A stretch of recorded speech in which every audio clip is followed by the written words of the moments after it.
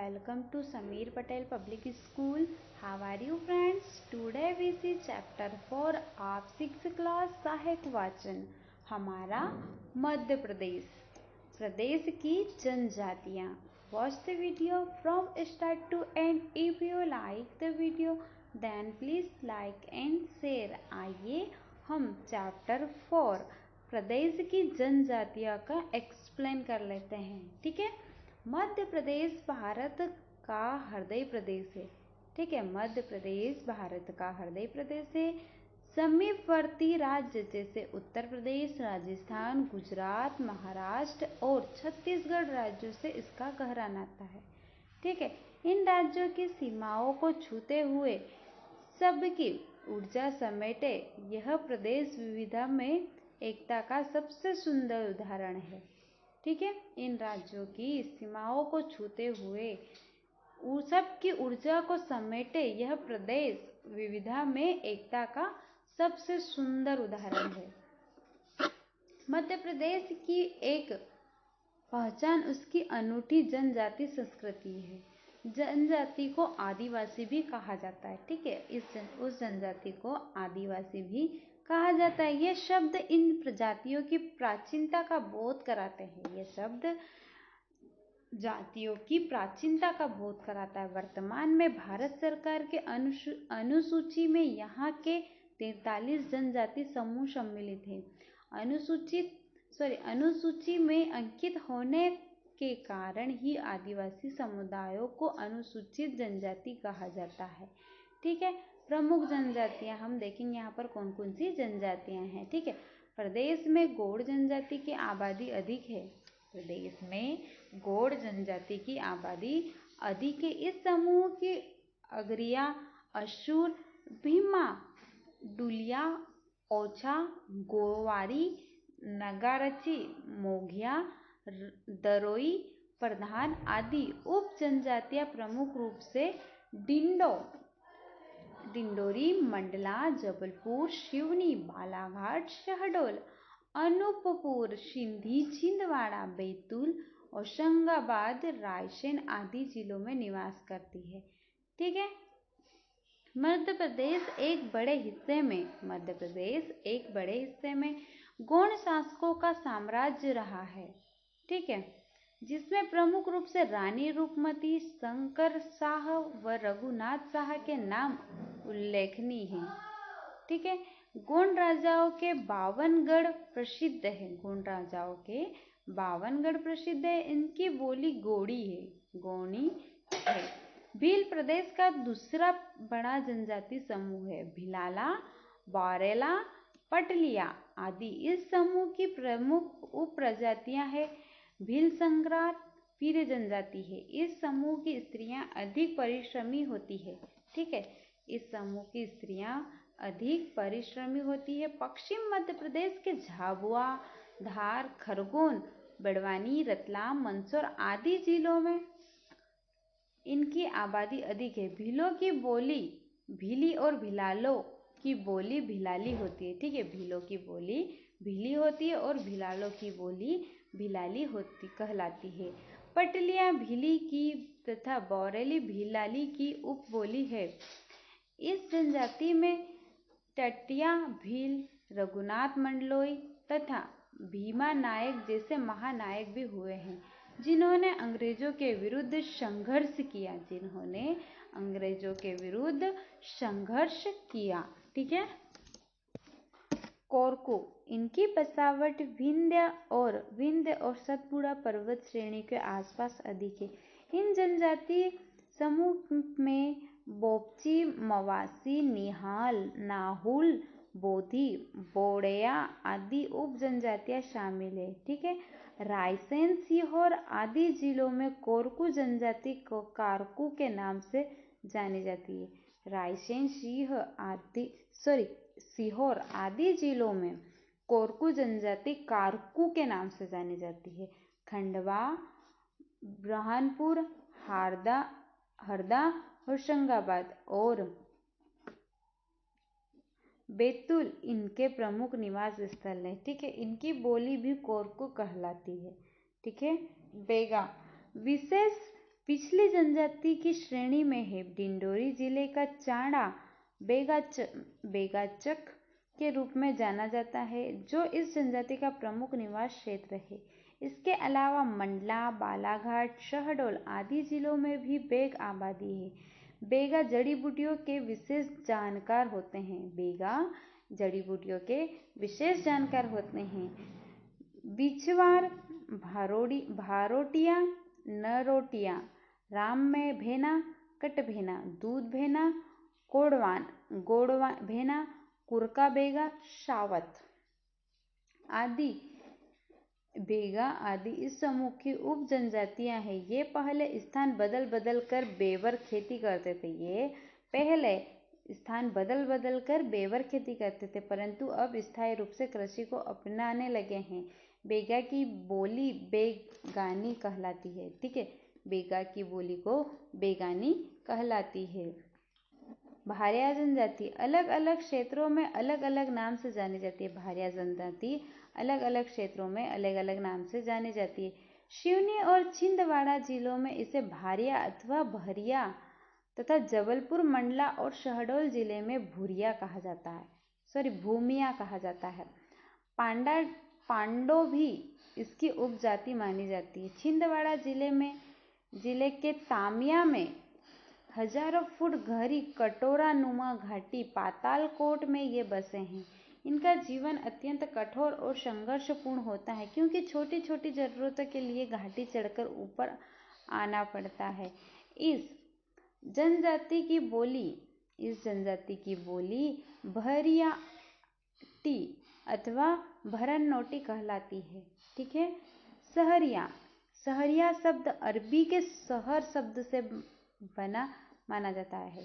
सहरिया शब्द अरबी के शहर शब्द से बना माना जाता है, जिसका अर्थ है भोर। वनोपजन के लिए भोर से ही जंगल जाने के कारण यह जनजातियां सहरिया कहलाएगी। इन जनजाति के मुख्य आजीविका जंगल और उसकी उपज पर ही निर्भर है।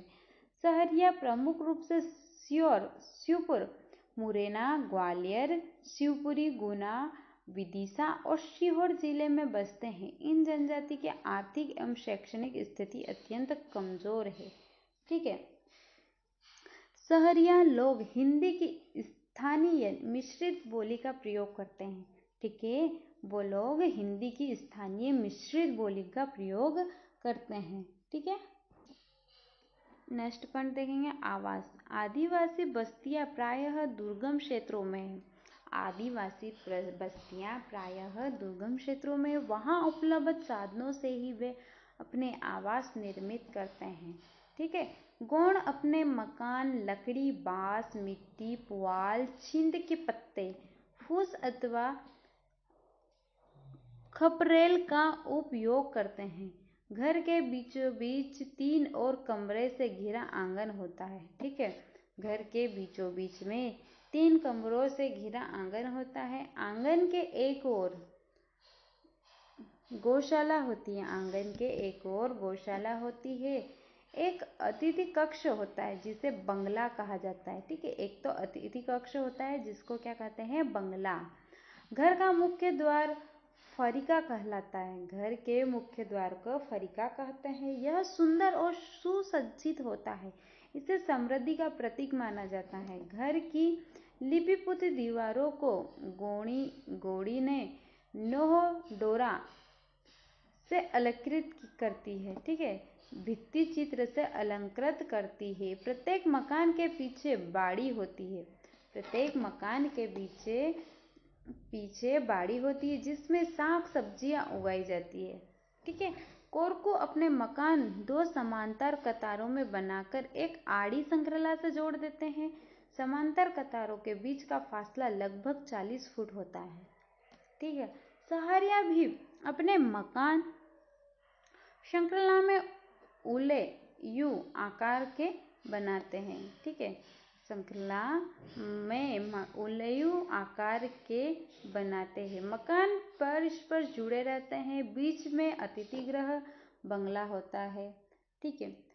सहरिया लोगों की इस बसावट को सहरिया कहते हैं। सहराना कहते हैं। शहराना साफ सुथरा रखा जाता है। कोरकू और शहरिया लोगों की मान्यता है कि इस प्रकार की विशेष बसावट उनकी एकजुटता का प्रतीक है। विपत्ति के समय प्रयुक्त सांकेतिक ठग ठगाकर से एक दीवार से दूसरी दीवार होते हुए भी अंतिम सूचना मकान तक पहुंच जाती है। ठीक है, ठग ठगाकर से एक दीवार से दूसरी दीवार होते हुए भी अंतिम सूचना मकान तक पहुंच जाती है।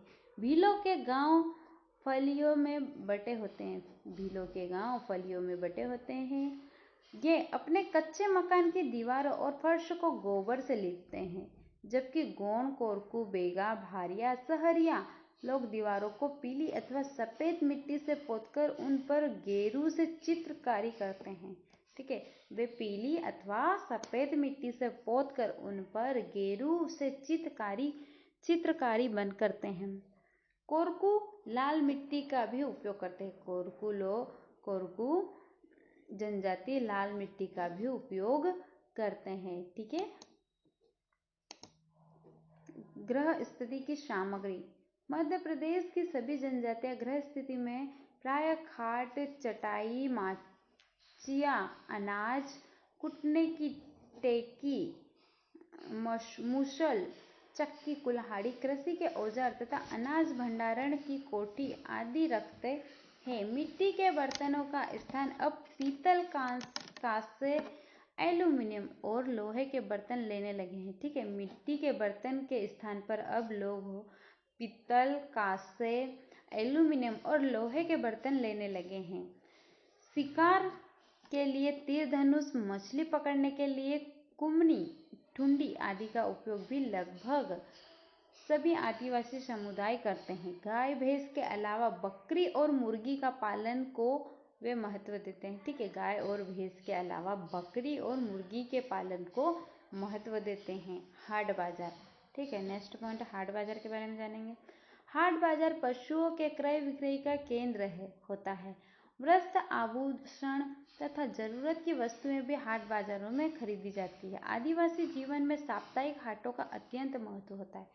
ठीक है, आदिवासी जीवन में साप्ताहिक हाटों का अत्यंत महत्व होता है, इसीलिए इनकी प्रतीक्षा रहती है। ठीक है, इनकी प्रतीक्षा रहती है। हाट बाजार न केवल खरीदी बिक्री के लिए बल्कि नाते रिश्तेदारों से मिलने के लिए भी सहज स्थान होते हैं। ठीक है, खरीदी बिक्री के लिए नहीं बल्कि न केवल खरीदी बिक्री के लिए ही नहीं बल्कि नाते रिश्तेदारों से मिलने के लिए भी सहज स्थान होते हैं। भील का भगोरिया हाट बहुत प्रसिद्ध है। भीलों का भगोरिया हाट बहुत ही प्रसिद्ध है। यह होली के अवसर पर विशेष पर उत्सवी हाट होता है जो भीलांचल के चुने गए स्थानों पर भरता है। ठीक है, नेक्स्ट पॉइंट देखेंगे पहनावा। प्रायः सभी आदिवासी पुरुष घुटनों तक धोती और उस पर बंडी पहनते हैं। ठीक है, आदिवासी पुरुष घुटनों तक धोती और उस पर बंडी पहनते हैं। पगड़ी या साफे का चलन भी लगभग सभी जनजाति समूह में। ठीक है, पगड़ी और साफे लगभग सभी जनजाति समूह में चलती है। गोंड पुरुष कंधे पर पिछोरा डालकर सिर पर मुरेठा बांधते हैं, जबकि भील सिर पर रंगीन साफा बांधकर उस पर गोफन लपेटते हैं। कोरकू और भारिया धोती पर सूती बंडी या कुर्ता तथा सिर पर अंगोछा लपेटते हैं। बेगा घुटनों तक धोती लपेटकर उस पर काली बंडी पहनते हैं। सिर पर विशेष प्रकार की पगड़ी अलग पहचान देता है। सहारिया धोती के साथ रंगीन कमीज और साफा पहनते हैं। गौड़ स्त्रियां कांच लगाकर घुटनों तक साड़ी और उस पर पोलका पहनती है। भिलिनी रंगीन बेलबूटेदार भिलोड़ी लहंगे या घुटने तक घाघरे पहनती है। उस पर लुगड़ी या काचली कुर्ती पहनना उन्हें पसंद है। कोरकू और भारिया स्त्रियां रंग बिरंगी साड़ी और चोली पहनती है। सहरिया स्त्रियां लहंगा, घाघरा, लुगड़ा, पेटियां और सलूखा पहनती है। बेगा स्त्रियां घुटनों तक साड़ी पहनती है। शिक्षा के प्रसार और नगरों के संपर्क में आने के कारण अब पहनाव में काफी अंतर दिखाई देने लगा है।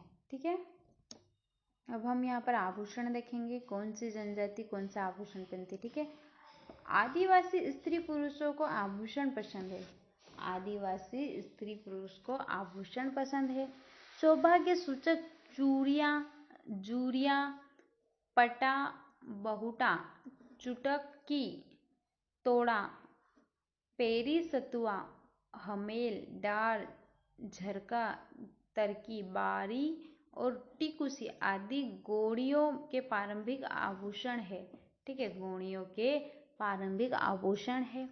भिलिनी सिर के से पांव तक आभूषणों से लदी रहती है। जो भिलिनी स्त्रियां होती है वो सिर से लगाकर पांव तक आभूषणों से लदी रहती है। बोर, लाड़ियां, हंसली का हार, कथिर के कड़े, चांदी का कांटा, कंदोरा, रंग बिरंगी मोती की लड़े और घुंघरू इनके मुख्य आभूषण है। ठीक है, कोरकू स्त्रियां तागली, हंसली, रंग बिरंगे मोती, मूंगे, पोत और सिक्कों की मालाएं पहनती है। ठीक है, वे रंग बिरंगे मोती, गूंगे, पोत और सिक्कों की मालाएं पहनती है। झुमके, लटकन, टॉप्स, कर्णफुक, लंबक, चांदी या कांसे के कड़े, चूड़ियां, पैरों में कंकड़, छल्ले, पाजेब, मछली आकार की बिछियां और भुजाओं में बावटियां पहनना भी कोरकू स्त्रियों को भाता है। गोंदना सभी जनजाति स्त्रियों का प्रिय अलंकार है। ठीक है, गोंदवाना सभी जनजातियों स्त्रियों का प्रिय अलंकार है। गौण पुरुष चांदी